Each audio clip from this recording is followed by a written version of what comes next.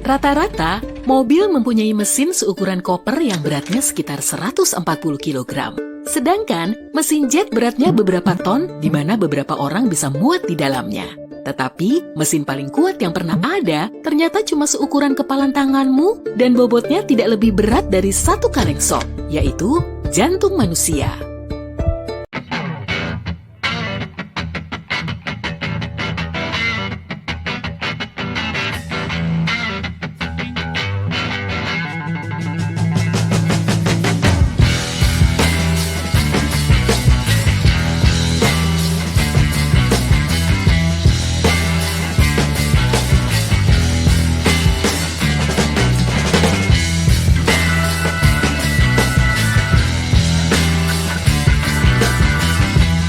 Untuk sampai ke sana, pertama kita harus masuk ke dalam tubuh manusia.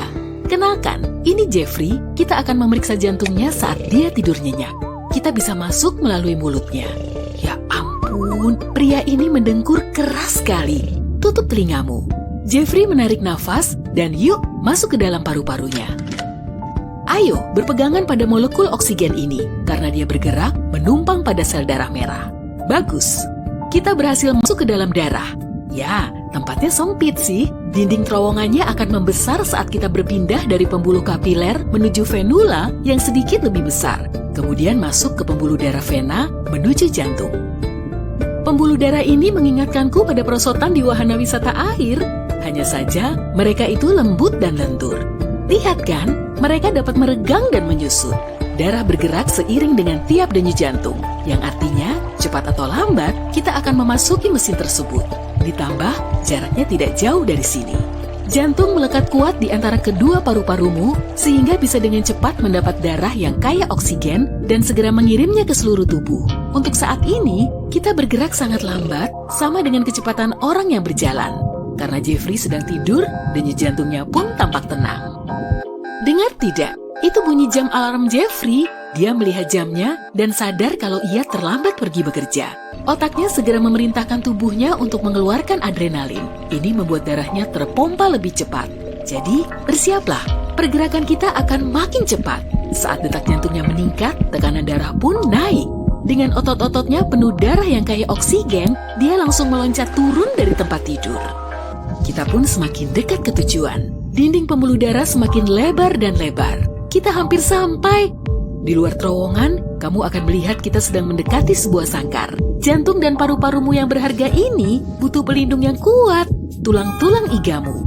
Sekarang kita di dalam pembuluh utama vena, dan whoosh, selamat datang di jantung manusia. Pada dasarnya, jantung adalah sebuah otot besar yang terus-menerus bekerja. Dia berdetak 100.000 kali sehari, hampir 40 juta kali setahun, dan lebih dari 2 miliar kali seumur hidup. Pada setiap denyutannya, darah sebanyak 1/3 cangkir bergerak melalui jantung.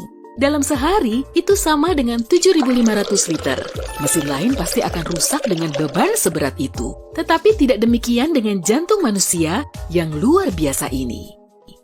Bayangkan jantungmu seperti pusat layanan pesan antar makanan berukuran besar. Dia mendapatkan pasokan segar dari paru-paru, sebut saja sebagai petani. Sel-sel darah merahmu adalah truk pengangkut yang membawa pasokan ke seluruh kota alias tubuhmu. Dia sampai ke alamat tujuan melewati jalanan, yaitu pembuluh darahmu. Menuju anggota badan, jaringan, dan turun ke sel-sel tubuh, semuanya terus-menerus meminta pasokan oksigen. Kita punya banyak oksigen karena kita masuk saat Jeffrey menghirup udara. Jantung berdenyut, sebuah katup terbuka seperti gerbang, dan kita berpindah dari serambi kiri turun ke bilik kiri yang lebih lapang. Jantung berdenyut sekali lagi dan mendorong darah keluar. Kita keluar melalui aorta besar sepanjang 30 cm dan kini kita resmi meninggalkan jantung melalui jalan tol arteri. Jangan khawatir, kita akan kembali sebentar lagi. Kita bergerak cepat ke seluruh tubuh mengangkut pasokan oksigen ke semua organ, otot, jaringan, dan sel. Kiriman oksigen untuk hati, ini tanda terimanya. Ada paket oksigen buat ginjal, ini dia. Terowongan kita semakin kecil saat kita keluar dari jalan tol arteri utama menuju jalan arteriola dan akhirnya memasuki sebuah pembuluh kapiler yang sempit seperti gang kecil. Masih ingat kan? Sepertinya Jeffrey menaiki tangga. Jadi otot-otot kakinya memesan pasokan yang lebih banyak. Lebih dari yang dibutuhkan saat istirahat. Jantung memompa lebih keras dan tekanan darah pun naik. Pegangan yang kuat. Semua warga kota mendapat pasokan makanan yang cukup, mengusap mulutnya kalau punya, dan menyerahkan karbon dioksida seperti kamu membuang tulang ayam setelah makan. Ya, pertukaran oksigen dengan karbon dioksida tidak hanya terjadi dalam paru-parumu, tapi juga pada sel tubuh. Kini kita punya satu truk penuh, maksudku darah, penuh dengan CO2. Lalu, kita harus kembali ke jalan bebas hambatan vena menuju jantung. Seperti yang kita lakukan di paru-paru, berawal di pembuluh darah kapiler, dan terowongan kita jadi lebih dan lebih besar dari sana. Mungkin kamu sadar bahwa semua jalan ini tampak serupa. Tetapi apa buku anatomi membuatmu percaya bahwa pembuluh darah vena itu biru dan arteri itu merah? Tidak, warna darah selalu merah. Hanya saja, mungkin agak lebih cerah saat penuh oksigen dan bergerak melalui arteri. Tetapi warna biru atau terkadang hijau yang kamu lihat di bawah kulitmu disebabkan oleh efek dari gelombang cahaya. Gelombang cahaya biru yang lebih pendek akan lebih mudah dipantulkan kembali menuju matamu. Omong-omong, semua pembuluh darah ini yang panjangnya 97.000 km atau cukup untuk mengelilingi bumi 2 kali, membawa kita pergi dan kembali ke satu titik. Jantung.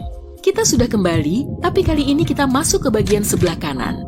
Di sini, kita mengalir melalui katup dan kembali ke terowongan merah, pembuluh darah arteri. Berhenti, kita tak dapat melalui arteri tanpa oksigen. Wah, terlambat. Kita sudah setengah jalan. Tapi kali ini kita tidak bergerak cepat ke seluruh tubuh. Kita menuju tempat di mana akhirnya karbon dioksida dapat dibuang dan kembali mendapat pasokan oksigen segar di paru-paru. Jeffrey mengembuskan napas, selamat tinggal CO2, dan ia menarik nafas lagi. Senang mendapat pasokan oksigen baru, kita kembali menuju bagian kiri jantung melalui pembuluh darah vena, dan perjalanan diulangi lagi. Setiap kali kamu menarik napas, inilah yang terjadi di dalam tubuhmu.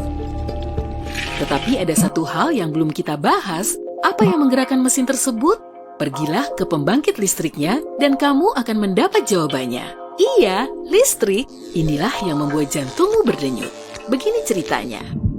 Kita akan menuju bagian khusus dari jantung Jeffrey yang dinamakan node sinus. Oh, di pintu depannya terdapat peringatan bahaya dengan gambar petir. Hati-hati, jangan sentuh apapun. Disinilah tempat terjadinya reaksi kimia rumit sehingga terbentuklah impuls listrik. Tidak seperti, misalnya, otot-otot kaki atau lengan, semua jaringan otot dalam jantung itu saling terhubung. Jadi, impuls listrik ini mengenai seluruh bagian jantung. Jaringan hidup apapun berkontraksi berkat adanya listrik, termasuk jantungmu. Jantung mengencang seperti kepalan tangan, lalu mengendur.